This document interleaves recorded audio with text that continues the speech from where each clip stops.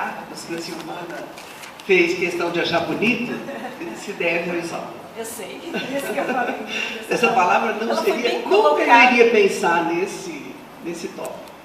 Há 2 anos atrás, num congresso lá em Uberaba, acho que foi 2 anos, e depois teve o congresso aqui, e ele pediu para eu apresentar sobre a evolução dos biuterápicos, e daí ele falou, eu falei, o que você quer? Ele falou, o diacronismo, mas eu não pus esse nome. E esse ano me veio isso, e há 2 semanas antes dele falecer, ele conversou comigo, ele nunca ligava e nunca conversava, como disse o Podete, né? Ele ligava, a secretária falava, professora Rosa, o doutor Isauro falava assim, olha, você atende o telefone, alô, Isauro? Oi, e aí? Ele falava, e aí o quê? Você que está me ligando. Então, ele, de fato, né? Então, veio na minha cabeça de colocar o diacronismo nessa apresentação e eu sei que a palavra é dele, porque quando eu estive com ele disse, então, a Rosa vai falar de diacronismo. Eu, o que, Zé? A palavra que eu falei para ela que seria, que encaixaria perfeitamente. Exatamente. Isso ele falou que era para 2 anos atrás, e nesse ano, tanto é que eu já tinha mandado o tema quando aconteceu. Bom, pessoal, eu agradeço o convite, agradeço as palavras do Posete, que a gente começou junto aqui no Instituto. Nós fazemos parte da criação do museu, né? Então, nós estamos aqui há bastante tempo. Então, o diacronismo dos bioterápicos, sozinho, para dizer, né, é uma abordagem que foca a evolução histórica de um determinado objeto, de um determinado assunto. E eu coloquei ali o Isauro exatamente por isso. Conversando, essas palavras são dele. Que, considerando a importância dos bioterápicos no mundo atual e o enorme campo aberto à pesquisa no setor dos bioterápicos e dúvidas de alguns homeopatas, que ele mesmo tinha dúvidas. No começo, ele também não aceitava muito sobre o uso desses bioterápicos. A gente traz algumas considerações que podem aclarar a real posição da bioterapia como setor da homeopatia. E essas discussões a gente sabe que existem e existirão sempre. Já existe dentro da homeopatia. O Gilberto chamou a atenção, eu comecei trabalhando com homeopatia dentro da Universidade de São Paulo, que aposentei aqui na USP de Ribeirão, na Faculdade de Ciências Farmacêuticas, e só eu sei o pão que o diabo amassou que eu comi por causa disso. Mas, depois de tantos anos, esse ano eu voltei para dentro, aposentada, estou noutra universidade, lá na Universidade Franca, e esse ano voltei para a USP com um projeto em homeopatia de pesquisa que foi solicitado pela universidade, se eu podia apresentar. Então, eu me sinto assim, muito orgulhosa disso, né?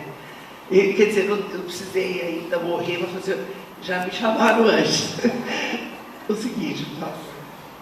Então, desde Hahnemann até hoje, né, esse tema tem sido alvo de discussão da homeopatia. Então, o Isauro já dizia que isso se tornou muito importante e que a questão está na escolha adequada do material a ser utilizado na preparação do bioterápico. Nós podemos usar várias coisas. Então, isto nós vamos eliminar assim discussões apaixonadas do passado e daremos um novo rumo à homeopatia. Essa frase é dele, está entre aspas e consta de um trabalho dele junto com a Eneida, um trabalho de história da homeopatia. E eu também quero aproveitar,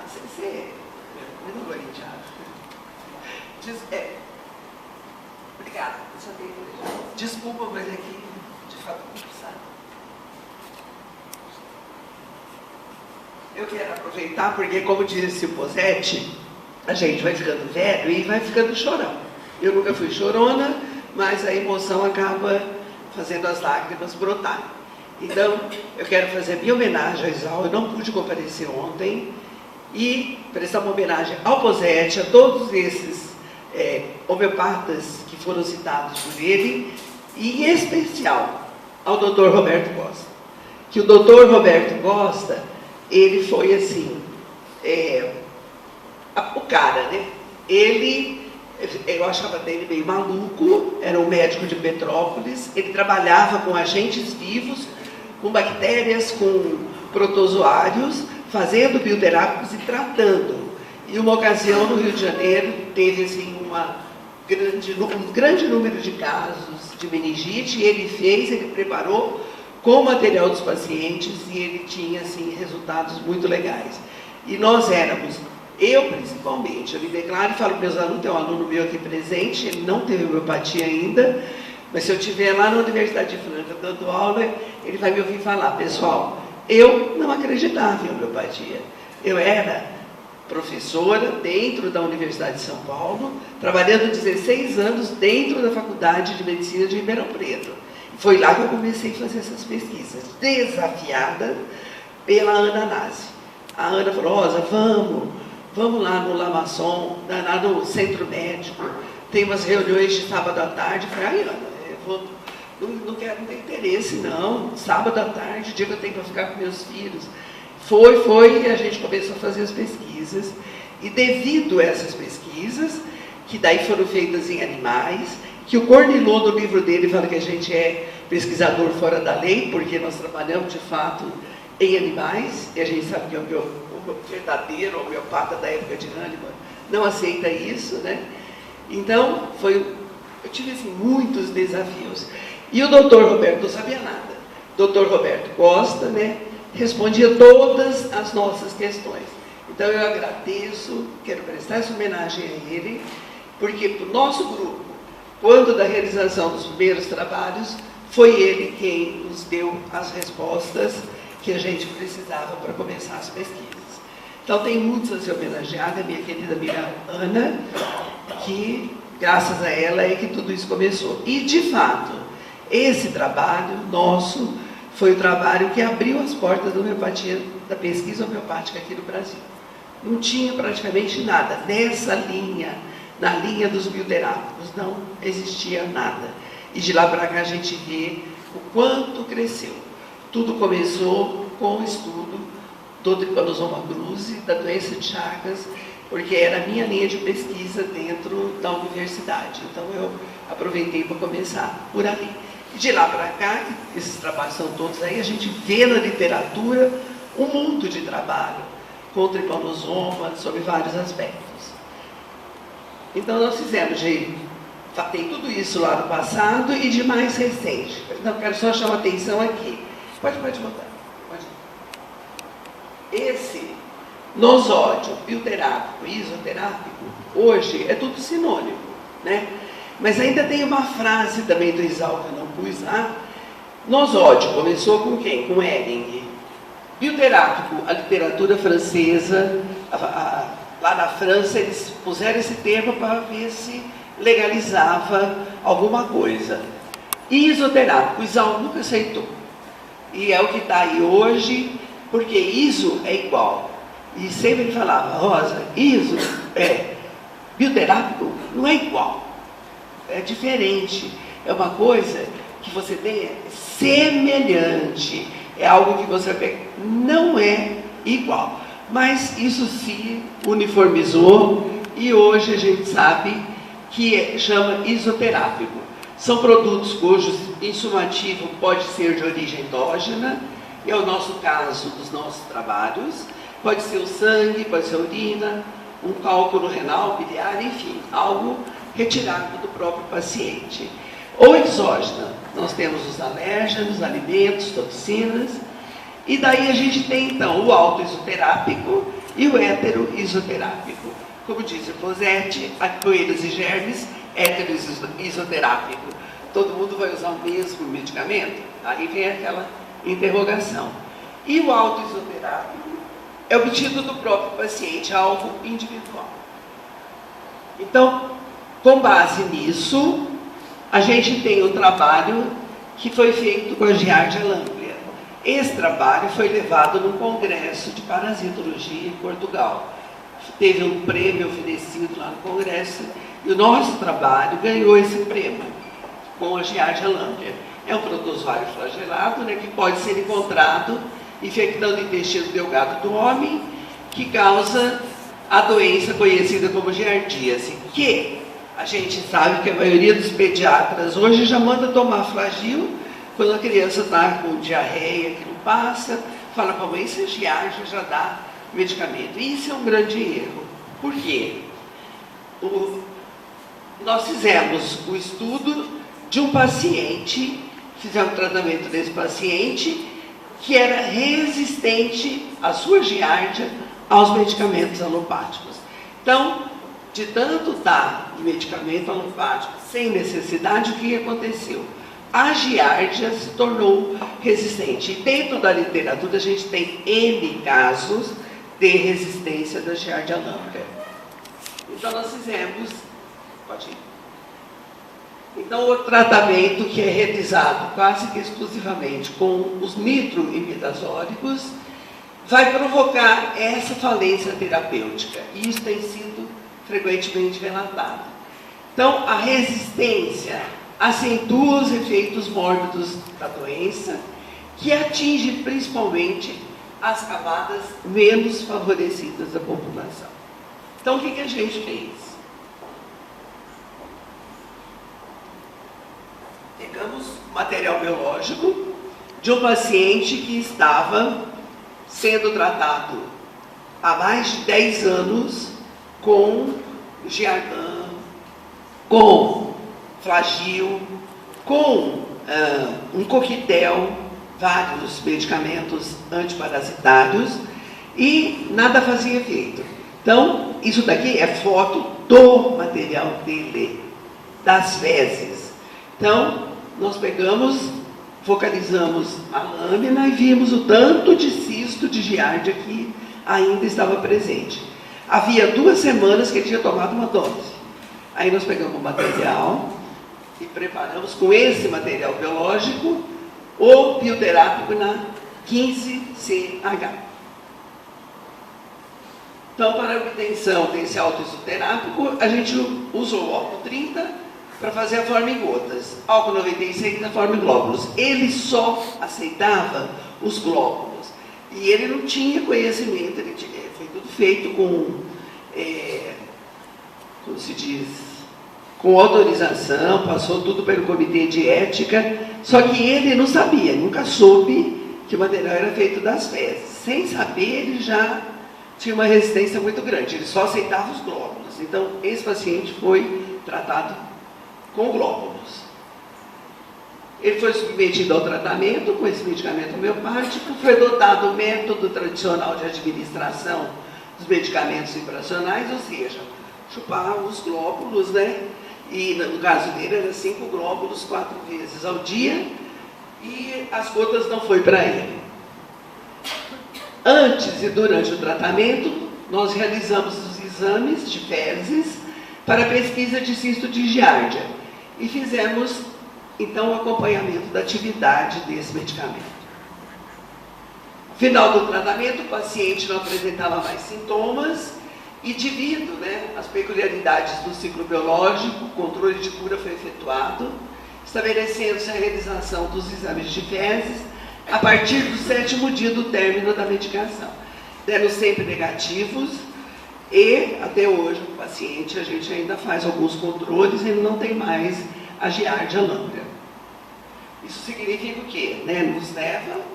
Nos levou a pensar, a conclusão, que esse autoisoterápico utilizado produziu a cura, porque não tem mais, o parasita não tem mais sintomas. Ele até engordou um pouquinho, que era uma pessoa super magra. A gente sempre brinca que é emagrecer regime Giardia lamblia. Esse é outro caso. Esse caso é um caso de um cão, estudo de caso, empregando o bioterápico no tratamento da leishmaniose canina. Então, a gente sabe que é uma doença parasitária de evolução crônica. Por que eu trabalho com parasita? Porque toda a minha formação eu sou parasitologista, de criação até aposentar e continuo dentro da parasitologia.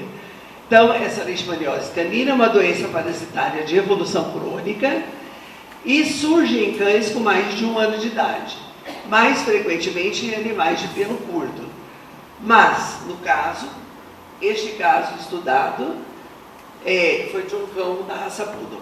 Então, esse parasita é transmitido por inseto Lutzomia. Então, uma parasitose que tinha, assim, alguns locais em áreas endêmicas, mas que hoje, graças à dormência, né, o sono que a vigilância sanitária tem, porque tudo isso, quando se ouviu falar em dengue, hoje dengue, a gente tem epidemias de dengue. Então, graças à invigilância, né, sanitária, hoje você tem leishmaniose aqui em Ribeirão Preto, tem leishmaniose em Batatais, em cidades aqui vizinhas. Mas este caso que eu vou narrar não é daqui. Então, esse parasita é transmitido por esse mosquito, multiplica-se na medula óssea, no baço, nos gânglios do animal, que é tecido rico em células do sistema fagocitário mononuclear. Então, origina um quadro de sintomas muito variável, sem tratamento e leva a óbito. Nós fizemos o quê? Com base na sorologia e no prognóstico de um cão de 9 anos de idade, da raça Poodle, de Bauru, que é uma área endêmica. Então, Bauru era endêmica. Este cão teve orientação pelo veterinário da eutanásia, tendo em vista o quê? Em vista que ele representava um foco, né, dentro de casa de transmitir, um reservatório de leishmaniose. Aí nós solicitamos a permissão da veterinária de isolar o cão e de tratar. Então, eu propus o tratamento com bioterápico. E eu tenho um filho que é farmacêutico também, que é professor de lá da USP, da parasitologia, e ele trabalha com ensaios biológicos de droga. Ele tinha drogas que estava testando, ele queria ensaiar. Só que não deu nem tempo dele ensaiar, porque a gente pediu, o cão começou a melhorar. Então, nós fizemos o medicamento também na 15CH, partindo do sangue desse animal. Então, o animal revelou uma excelente melhora clínica, está bem, a gente tem esse acompanhamento até hoje. A punção ganglionar deu resultado negativo, sugerindo e também o desaparecimento dos sintomas, e ele está sempre sendo examinado. Hoje, ele está residindo em Ribeirão Preto, ele mora aqui. Mas temos mais 2 cães, um vira-lata, e o outro é aquele salsichinha, né? Aquele bacezinho, que também é a Belinha e a Miranda. São 2 fêmeas, também com leishmaniose, de Bauru, da mesma dona, e também ia para o sacrifício. E a dona ia morrer junto, porque adora cão. E eles estão todos bem, sendo acompanhados, e isso a gente entende, né, que eles estão curados.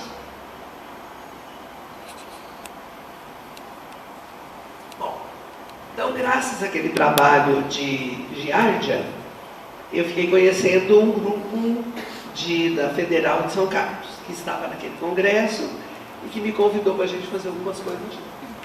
Então, nós começamos a fazer um trabalho com o Schistosoma mansoni. Estima-se hoje mais ou menos 209 milhões de pessoas estejam infectadas com o parasita Schistosoma mansoni, causador da esquistossomose mansônica, um grande problema de saúde pública de ordem mundial. Após 30 anos de pesquisa, o que a gente tem? Tem como medicamento praziquantel, que ele tem se mostrado eficaz no tratamento da esquistossomose. Entretanto, tem muitos efeitos colaterais, inclusive provoca carcinogênese. E a bioterapia vem sendo utilizada em diversas doenças, nós estamos vendo através dessa evolução. E o que a gente fez? A gente pegou, pouco se sabe sobre o uso dessa bioterapia nos pacientes com esquistossomose. Então, nesse estudo, nós desafiamos o poder terapêutico desse bioterápico. e fizemos o seguinte. Então foram utilizados camundongos fêmeas, né, com 4 semanas de idade. Fizemos só 2 grupos. O grupo do Schistosoma mansoni, que foi infectado e não recebeu tratamento, e o G2, o grupo tratado com o bioterápico preparado a partir do extrato bruto do tegumento do verme Schistosoma mansoni. Então, após 1 hora de infecção do camundongo, a gente iniciou o tratamento. Esse foi o primeiro trabalho. Estão agora andando outros. A gente só fez uma preliminar para ver como as coisas poderiam acontecer. Então, o tratado e o não tratado, quer dizer, o controle. E nós obtivemos, então, o que fizemos? Esse aí nós fizemos com gotinhas. Foram 5 gotas, 4 vezes ao dia, pingado na boca. Após o intervalo de 7 dias, reiniciou-se o tratamento, sob as mesmas condições iniciais, formou um ciclo de 3 doses de 10 dias, e o intervalo de 7 dias entre essas doses. Isso foi feito por causa que o trabalho com o Tripanosoma cruzi, que mais deu assim, o resultado mais legal, foi nesse, onde a gente tratou, parou, também por sugestão do Dr. Roberto Costa. Ele falava, dá um tempo para o organismo entrar naquela de dar o efeito rebote e depois você trata de novo. E aí nós fizemos isso. E os resultados, os animais foram eutanasiados no 49º dia após a infecção. E nós fizemos, no 47º, foi feito uma contagem pelo método de Cato, onde a gente conta, né, os ovos de Schistosoma mansoni, e demonstraram que o bioterápico foi capaz de reduzir essa carga parasitária no hospedeiro, além de promover a diminuição dessa oviposição. Então, nós usamos esse tratamento e observamos que reduziu o número de parasitas e os parasitas também não eram encontrados, reduziu o número de ovos eliminados. Então, um indício de que o medicamento, na realidade, tem a resposta que dá o praziquantel. Porque o praziquantel não cura ninguém, ele reduz a parasitemia, né? E aqui estão os resultados, esse trabalho já está em publicação. Aí tem o gráfico mostrando os infectados e aqueles que foram tratados. Então dá uma boa diferença, uma diferença significante por meio dos testes estatísticos. Então hoje está sendo feito tudo certinho, porque eu falei que o Cornelô chama a gente de fora da lei, porque era uma época a gente não tinha nada, nós éramos, se estivéssemos dando aulas, autodidatas, então autopesquisadores, né? Então hoje a gente faz análise estatística e tudo mais.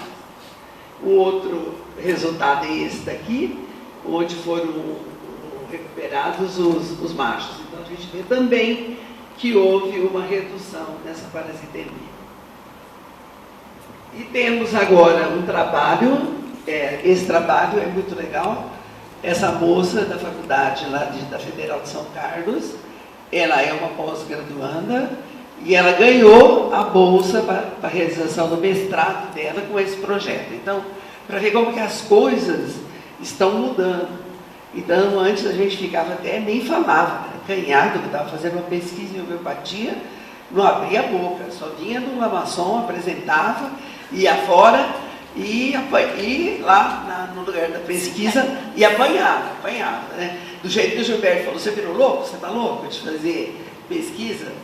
Então, na época que eu, de fato, entrei para a homeopatia 30 anos atrás, a gente apanhou. Hoje não, hoje você conversa sobre homeopatia, fala tranquilamente, né? Então, esse aqui é Toxocara canis. Esse trabalho, Toxocara canis, é um parasita, né, do cão, e que é muito semelhante ao nosso Ascaris lubricoides. Então, ele está lá no fundo. É um parasita pertencente aos nematóides, são esses que têm a forma cilíndrica, e o homem é um hospedeiro paratênico, porque o cão é o hospedeiro desse parasita. Então, volta um pouquinho lá. Então, o que acontece? a gente se infecta ingerindo essa larva L3, mas nós não vamos ter o parasita adulto. As larvas é que vão determinar a patogenia no ser humano. Então, durante esse processo migratório, então, os antígenos de excreção e de secreção da toxocara são liberados, produzem uma intensa reação inflamatória e isso caracteriza a síndrome da larva migras visceral, determinada por essa ou também pela toxocara do gato, no nosso trabalho do campo. Então, as principais características dessa doença crônica são as eosinofilias sanguíneas e teciduais. Desse modo, torna-se importante a busca de terapias que contribuam com a redução desses quadros inflamatórios. É uma parasitose que não é legal e que é de difícil diagnóstico. Então, investigamos o uso do bioterápico produzido a partir do extrato de ovos e de larvas da Toxocara canis. E daí, o seu efeito no recrutamento de leucócitos totais, de células mononucleares e eosinófilos no sangue, para o espaço broncoalveolar e para a cavidade peritoneal de camundongos. Então, isso é que a gente foi pesquisar. Foram utilizados camundongos fêmeas divididos nos grupos. Aqui a gente já fez mais. Um grupo controle, um infectado, um imunizado e o outro imunizado e tratado. Os animais deste grupo controle e do grupo imunizado mais, como se diz, mais Toxocara canis. Toxocara canis e bioterápicos receberam 500 ovos com a infecção realizada. É um inóculo bom. 500 ovos de animal e foi dado por cavagem, por sonda, levando lá no estômago. Posteriormente, os animais foram eutanasiados no 18º dia, após essa infecção. E aí, a gente foi fazer essas contagens.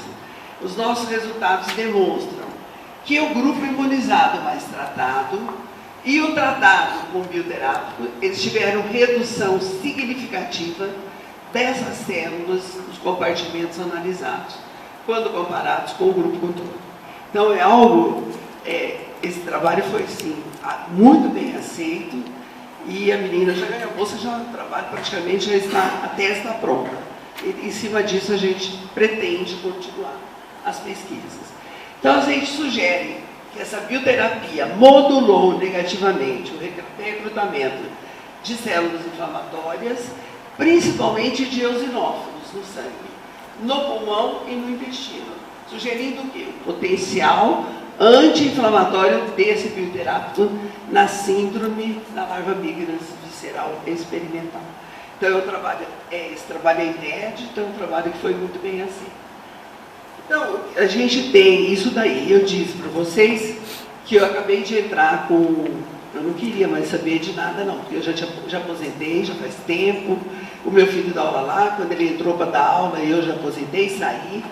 Mas eles me solicitaram e a gente está com um trabalho de pesquisa com Leishmania brasiliensis e trabalho com camundongos.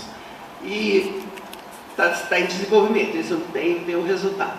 Então, por meio dessa dinamização, como o Posetti já mostrou por vários métodos, né, laboratoriais, é liberada a propriedade energética da matéria e esse veículo, seja a água, seja o álcool, fica o quê? Fica carregado com a frequência vibracional, ou seja, com a assinatura, no meu caso, dos meus parasitas, né? Parasita, toxoplasma, parasita, giardia, panosoma, passei por aqui. Então, a assinatura vibracional está lá. E isso interage com o sistema energético sutil do ser humano, que hoje já se fala. Aliás, o Posetti prestou uma homenagem ao Paulo de Castro, eu também quero deixar a minha aqui, porque graças a ele, aos trabalhos dele que ele trazia aqui para o Instituto, eu fui estudar medicina vibracional. Então, eu fui estudar física quântica, fui estudar medicina vibracional, e hoje a gente fala tranquilamente que graças a essas fotos, Kívia, hoje você mostra, o ser humano não é isso aqui.